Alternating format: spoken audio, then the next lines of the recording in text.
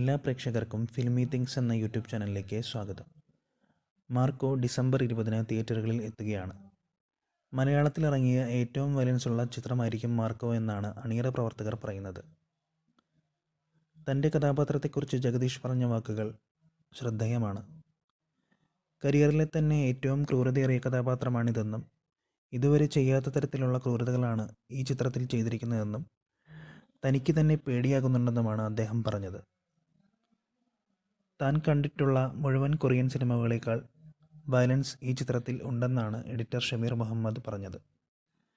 ഇതൊക്കെ കൊണ്ട് തന്നെ എ സർട്ടിഫിക്കറ്റാണ് ചിത്രത്തിന് ലഭിച്ചിരിക്കുന്നത്. മാർക്കോയിൽ ഉണ്ണിക്കായി 7ഓളം ഫൈറ്റ് സീക്വൻസുകളാണ് കലൈ കിങ്സ്റ്റണും സംഘവും ഒരുക്കിയിരിക്കുന്നത്. ഹനീഫ് അദീനി ചിത്രം ഏത് തരത്തിലുള്ള ആക്ഷൻ വരുന്നാണ് പ്രേക്ഷകർക്കായി ഒരുക്കിയിരിക്കുന്നതെന്ന് കാത്തിരുന്ന് കാണാം.